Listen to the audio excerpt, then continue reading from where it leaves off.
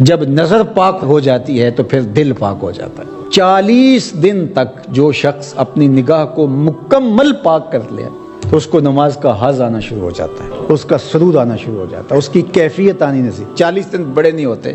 یہ مشق کر کے دیکھنی چاہیے۔ تو اس لیے جب نظر پاک ہوتی ہے تو عبادات میں حظ، لطف اور سرور ملتا ہے۔ نظر پاک ہوتی ہے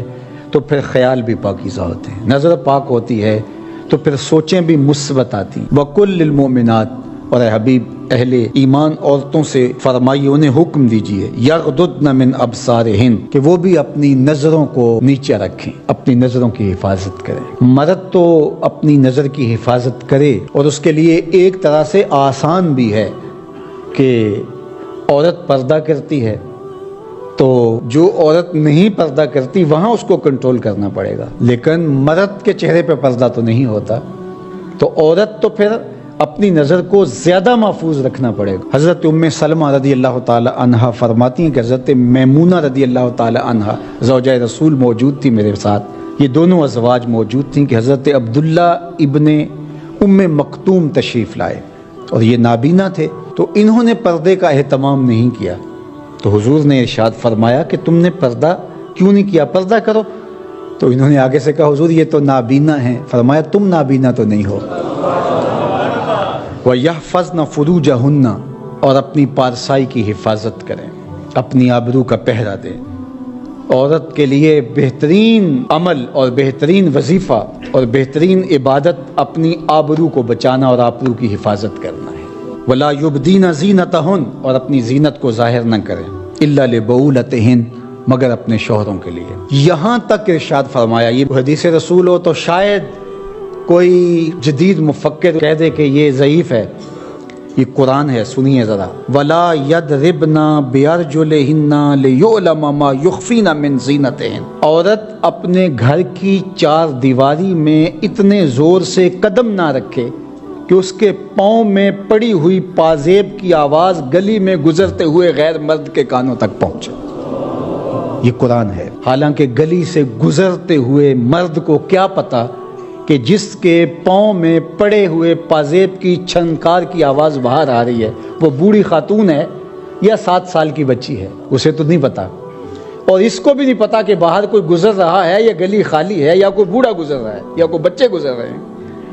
لیکن اسے یہاں تک حکم دیا کہ تیرے پاؤں میں پڑی ہوئی پازیب کی چھنکار، تیرے پاؤں میں پڑے ہوئے جوتوں کی آواز بھی ایسی نہیں ہونی چاہیے کہ غیر مرد تک وہ پہنچ کر کے اس کو متوجہ کر دے۔ کوئی تیری طرف متوجہ کیوں ہو؟ اس لیے کہ تو شہزادی ہے اسلام کی، تو بیٹی ہے فاطمہ کی، تو بیٹی ہے عائشہ کی، تو مغرب کی ٹینوں نہیں ہے، تو مشرق کی بیٹی ہے۔ یہ پردہ تیرے لیے بوجھ نہیں ہے،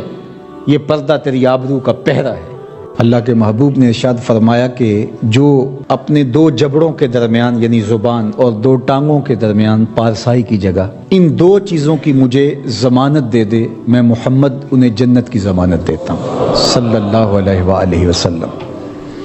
تو فرمایا کہ یہ ان کے لیے بہت ستھرا ہے، بے شک اللہ کو ان کے کاموں کی خبر ہے، تم کبھی بھی اس سے مخفی نہیں رہ سکتے، تمہارا کوئی عمل اس سے پوشیدہ نہیں رہ سکتا۔ یہ حکم مردوں کے لیے تھا کہ نگاہوں کو نیچا رکھیں اور اپنی پارسائی کی حفاظت کریں، یہ ان کی ستھرائی کا ذریعہ ہے، ان کے باطن کی پاکیزگی کا سامان ہے۔ امام جو ہے وہ خطبہ ختم کر رہا ہو تو لوگ مسجد میں آ رہے ہوتے ہیں اور پھر بہت جلدی نکلنے کی ہوتی ہے، امام کے منبر پر بیٹھنے سے قبل مسجد میں آنے کا رجحان پیدا کرنا چاہیے۔ فرمایا گیا کہ جو شخص جمعۃ المبارک میں سب سے پہلے آتا ہے اس کو ایک اونٹ ذبح کرنے کا ثواب نصیب ہوتا ہے، جو اس کے بعد آتا ہے اس کو ایک گائے ذبح کرنے کا، پھر ایک بکری، اور جب امام منبر پہ بیٹھ جاتا ہے پھر رفع الکلام کلمے اٹھا لی جاتی ہے، پھر اس کے بعد عام جو ثواب ہے وہی مرتب ہوتا ہے، وہ جو خاص ثواب ہے اولیت کا وہ پھر اٹھا لیا جاتا ہے۔ اس لیے کوشش کریں، میں سمجھتا ہوں اس میں ہمارے خطباء کا بھی بہت قصور ہے کہ بعض کا ممبر سے کوئی مربوط گفتگو نہیں ملے گی، کوئی منظم کلام نصیب نہیں ہوگا اور کوئی با مقصد بات لوگوں تک نہیں پہنچائی جائے گی تو لوگوں کی دلچسپی نہیں ہوگی، لوگ پھر دیر سے آئیں گے۔ ایک تو یہ بات بھی ہے، لیکن دوسری بات یہ ہے کہ ہمارے ہاں عمومی طور پہ اجتماعی رویہ یہ ہے کہ مسجد میں دیر سے جانے کا فیشن، تو اس فیشن پہ نہ چلے، بلکہ امام اور خطیب کے منبر پر بیٹھنے سے قبل جتنا وقت گزرے گا آ کے بیٹھ کے تلاوت کرتے رہیں، ذکر و فکر میں مشغول رہیں، جتنی دیر آپ کو انتظار کرنا پڑے یہ آپ کے لیے خیر و برکت کا ذریعہ ہے، اور پھر آئیں اور پوری گفتگو سنیں، اور اس گفتگو کا یقیناً نتیجہ آپ کی زندگی میں مرتب ہوگا۔ اور اگر آپ سمجھتے ہیں کہ میں بہت زیادہ مصروف ہوں اور کوئی آپ کو کام ہے تو شریعت نے آپ کو اجازت دی ہے کہ آپ لیٹ بھی آ سکتے ہیں، لیکن اذا نودی للصلاۃ من یوم الجمعۃ فاسعوا الی ذکر اللہ وذروا البیع، وہ حکم دیا گیا جب جمعے کی اذان پکاری جائے تو اس کے بعد پھر آپ کاروبار نہیں کر سکتے، پھر کاروبار کرنا حرام ہو جاتا ہے آپ کے اوپر۔ وذروا البیع، پھر خرید و فروخت چھوڑ دو، پھر تم چل پڑو اللہ کے ذکر کی طرف، پھر تمہارے اوپر لازم ہے کہ تم ذکر کی طرف چل پڑو۔ تو اس لیے اس سہولت سے ہمیں فائدہ حاصل کرنا چاہیے کہ اگر ہم خطبہ پہلا چھوڑتے ہیں اور دوسری اذان یہ اذان ہے جس کے بعد کاروبار کرنا حرام ہے، اذان ثانی ہے، یہ سہولت کے لیے یہ پہلا وقت اجمیوں کے لیے ہے تاکہ جو ہے وہ اردو میں یا اپنی زبان میں اجمی زبان میں بھی کچھ کلام سن سکیں۔ تو اس لیے ہمیں یہ سہولت دی گئی ہے، وہ بہت ضروری کام ہو۔ تو دین سیکھنے کا یہ کتنا خوبصورت موقع ہے، ہر جمعے آپ کو کسی نہ کسی موضوع پہ ایک خطیب لیکچر دیتا ہے، بات سناتا ہے، اور ایک موضوع پر مختلف احادیث قرآنی آیات کو پڑھ کے مطالعہ کر کے نتیجہ نکال کے آدھے گھنٹے میں پونے گھنٹے میں آپ تک ایک پورا میسج ڈلیور کرتا ہے۔ تو اس لیے اس کو بھرپور حاصل کرنے کے لیے اور اپنی نسلوں کو دین سے جوڑنے کے لیے یہ اسلام آج بھی بہت سارے